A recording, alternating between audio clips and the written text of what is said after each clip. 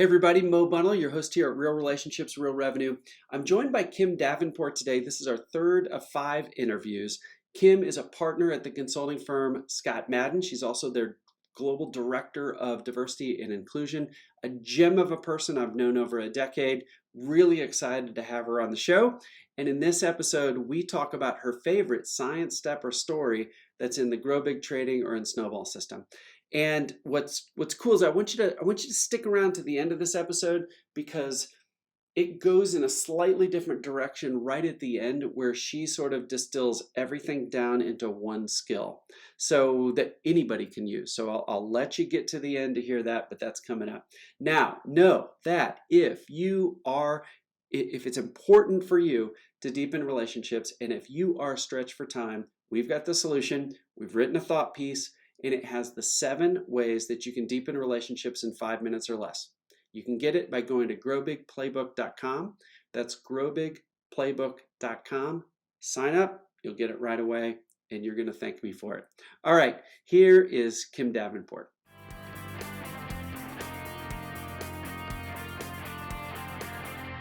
Hey everybody, it's Mo, your host here at Real Relationships, Real Revenue. Episode 3 with Kim Davenport. She's a partner at Scott Madden, big consulting firm. She's also director of diversity and inclusion at Scott Madden. So she's got a couple big hats. And we've just had a great time in the last couple episodes talking about how Kim thinks about and creates positive change externally and internally for an amazing organization for Scott Madden. So Kim, here's this topic's interview. It's something near and dear to me. It's GrowBIG Training and Snowball System. I want to hear what's your favorite science step or story when you think about the training or the Snowball System book?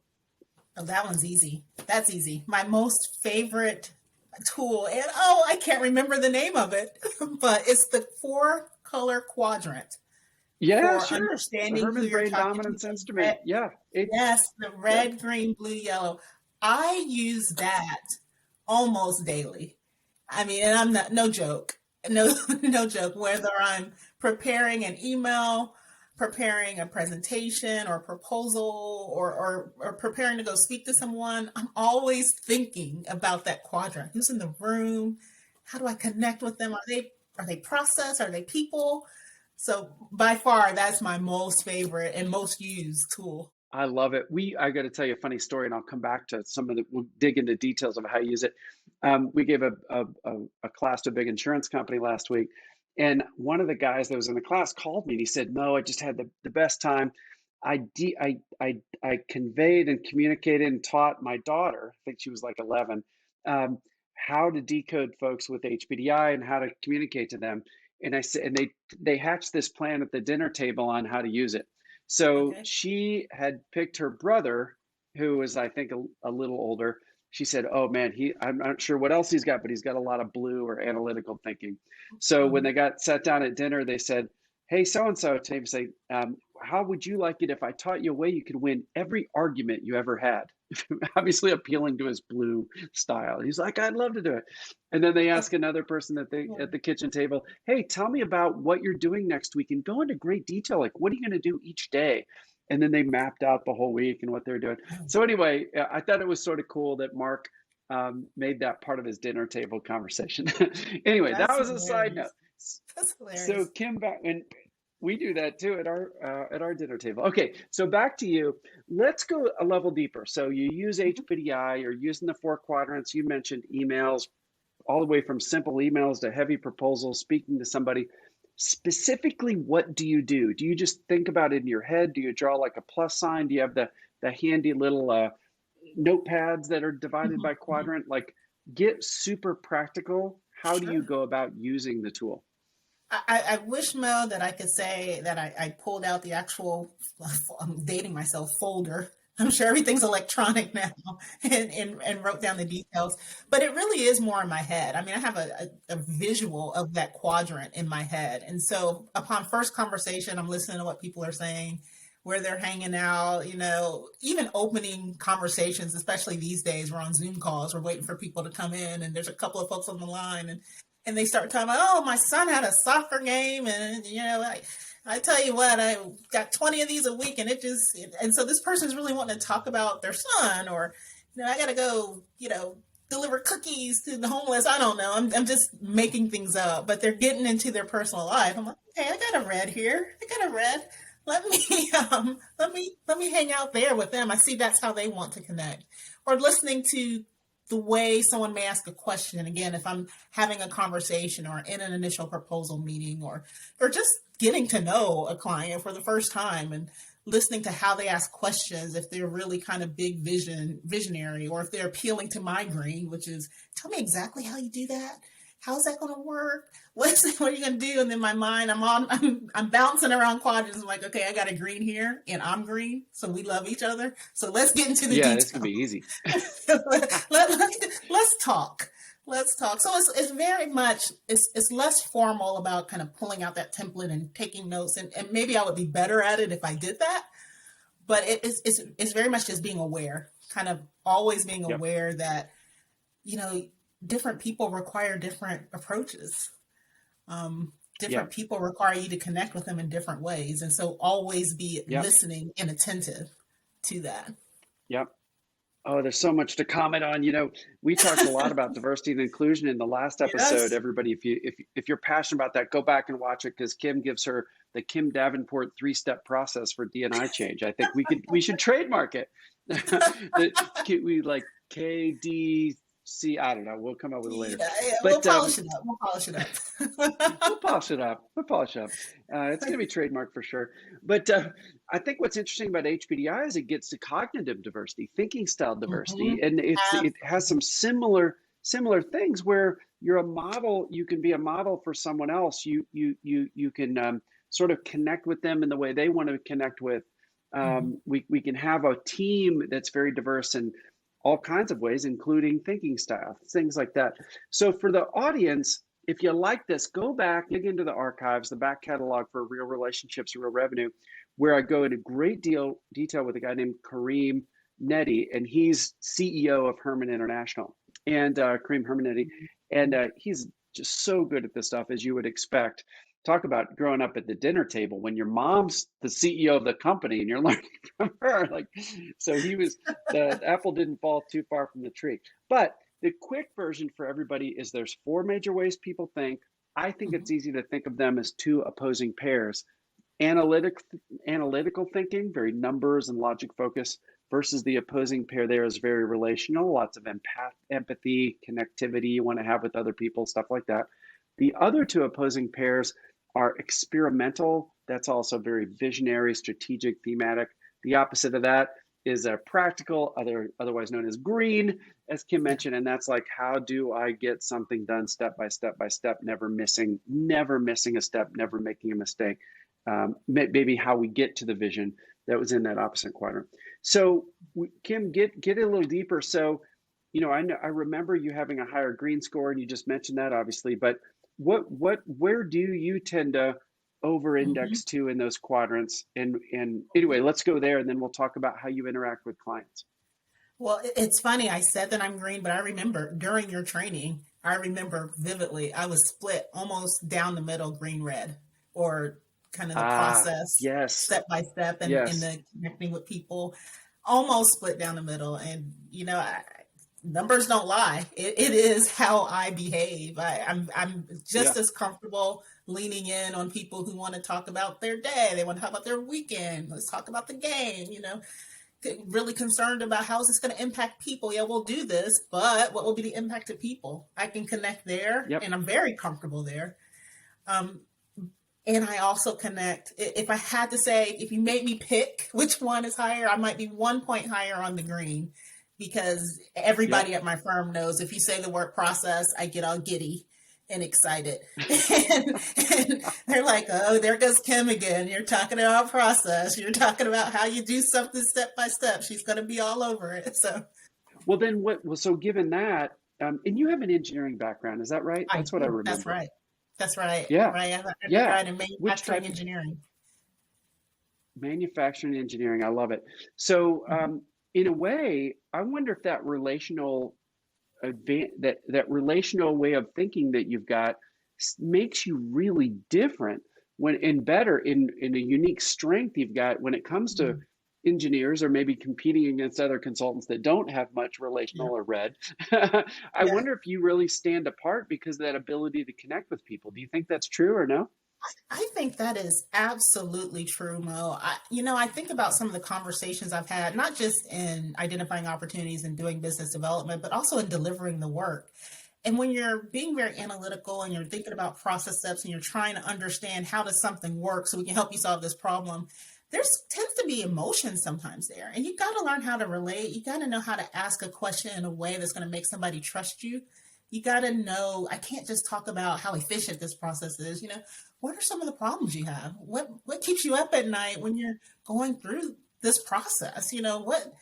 How does it impact you personally? Does it cause more stress? Does it give you more work, make you have to stay late? And so when you can relate on both of those levels, they'll tell you everything you want to know from a process and analytics. I got to do these 10 steps. I got to do this one twice, and then I got to do this, and then this, and this. And let me tell you, Kim. And so you open up a person when you're able to also relate with them and not just come in with the black and white. Yeah, and I would guess too that as you think about important processes at organizations, they impact hundreds, thousands, tens of thousands of people sometimes. I would imagine that you have the unique ability and very easily not only think about what's the process step, but how does that impact the user? How Mhm. easy is this for from a design perspective for the person that it impacts or that they fill it out or that they do the step or whatever. So That's having sort right. of a design thinking mindset sometimes is not all the time, but sometimes putting yourself in the shoes of the person that it impacts. And I would guess you would have an incredible ability to blend not only how much time does it take, what steps in what order, and all that, but then also the other side of the coin is how does it impact people? How can we make it easier, more fun, more That's right. enjoyable, more desirable? Yeah. You absolutely have to do that. I mean, the boxes on a page, the steps in a list of things to do don't tell the whole story. And I think people Yeah. appreciate when you recognize that and you're saying, okay, you say you do this, tell me more. What does that really feel like? What's really going on? So then, yeah, totally. It makes sense. And then when you think about your own personal profile and interacting with other people, my Mhm. guess is you have the ability to flex up in the analytic pretty easily just with an engineering background. There's got to be Yeah. some stuff there. Is it easy or hard for you to interact with people that are in that yellow or that experimental, that sort of look, there's a squirrel, I got a new idea. I've got some of that. Do, is that easy or hard to interact with people in that upper right? It's, it's, it's hard. Let's just be honest. It is hard. Um, I'm not even. I'm good. I could lie, well, but let's just tell the Don't truth. lie. Just that's the show's I about like being hanging out transparent. where I hang out. I like connecting with Yeah. people. I like it when it's clear. The whole hey, there's a squirrel. Hey, let's go this way. It. Sometimes I have to really think and prepare myself. This is the sort of conversation that we're going to have here. This is how I need to connect with this person. Can't make them think like me. Don't want to make them think like me. It's not the right thing. So I need to understand this person's going to be more kind of visionary. They might be a little all over the place a little bit, but let's figure out how we can meet in the middle. Let's figure out how I can, get to understanding, which is the ultimate goal, is get to some level of understanding what they need. And if we have to take a couple of detours, we can. So it's not as it doesn't feel as natural. It's maybe hard as a harsh word, doesn't feel as natural to me. Yeah. Even when I'm dealing with the analytics and they're wanting to know by what percentage X Y will this improve our process. I get that all the time. I'm like, I don't know, it's just gonna make it better. Trust me. Yeah, that doesn't work. That doesn't work. So it's a little it's less natural for me, a little outside of my comfort zone. But it's you can do it. It just takes a little more preparation. Yeah, I like that. It takes a little more preparation, a little more practice. And Mhm. and like we've been sort of weaving diversity and inclusion kind of topics in the last two episodes. Might as well do it here. Hey, What's cool about the HPDI model is opposites might have at the beginning a little harder time communicating, but they make the best team. So somebody mhm, that's an incredible visionary paired with somebody like you that naturally thinks and steps and actually how are we going to get to that vision? That's incredibly powerful. The person that is experimental or visionary and that's all they've got, man, it's just a lot of dreams and no action towards it that's right. potentially. That's So right. it's like pairing these things are incredibly powerful. when we can do it. So, and the model helps with that. Well, Well, let's do Mo, if this. I Let's could sort of just, wrap up. Yeah, go. I was just going to add what you just said is the business case for diversity and inclusion. Mm, You get a lot more when you pair these differences or when you leverage the differences people have, and those diversity dimensions are wide and varied, but bringing those differences together, there's numbers out there, and I already told you how I feel about the numbers, but there are numbers that support that companies that have more diversity and are leveraging all of these different things perform much better. You get so much more out of it. So what you just described is the business case for having a more diverse organization. exactly. And what's neat about it is it doesn't take more effort. Once you've built it, once you've got the diversity, you have different points of view, you have different perspectives, you have different ideas, and it's the same with thinking style diversity, is that you can accomplish more, you can feel more connected when there's more different people walking around. There's That's more right. diversity in general.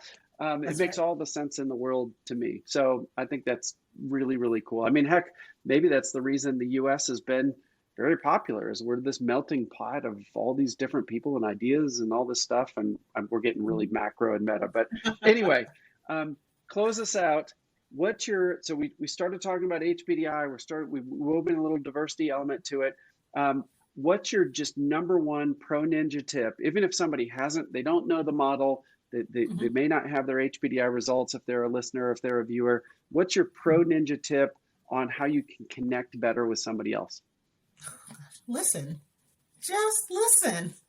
Listen to understand. There's a quote out there, you listen to understand, not just listening for your opportunity to cut in and say what you want to say, or you're kind of listening, but you're really thinking about what you want to say next. People often refer to that, but if you don't know red, yellow, blue, green, if you don't know what you are, what your client is, the best way to beat that is just to listen, ask questions, be curious, be interested. Yeah. Don't just be thinking about, is this going to lead to a closed proposal of X amount of dollars? If that's where you are, you're going to miss so many more opportunities because this client is talking to you. This client has a need. And if you're not listening to understand where they're coming from or listening to understand how can I best connect with this person, this is what this person needs to know, and this is how I need to share it with them so that they understand, you're going to be missing out. It's just listening. It's simply listening. Yeah, I like that. And for everybody, some questions that you can do to make sure that you're listening is you can ask historical questions like what's been the most important to your last year that you're going to continue to do going forward. As we get ready for future, as we get ready for our next meeting, what's the most important thing you think I need to do so that we'll both be successful? Listen. So there's just all kinds of different ways you can frame it where you're cementing what's important to them with your role, and you're able to then act on it. So cool. And that's my Well, second Kim, favorite tool, Mo. And I don't remember the name of gravitas that model. tool. Yeah, where we're Yeah. thinking about different ways to ask questions to be able to really connect Yes. with the person. That's my second favorite. Yes. Yes. Gravitas model. Everybody, gravitas model. It's in the Yay. book. It's in the book. But yeah, it's six different perspectives you can have to ask really, really thought-provoking questions that completely. It's all about the questions. It's all about the questions, and then, like you Yes. said, listening to what the answer is. But man, that's where the magic is.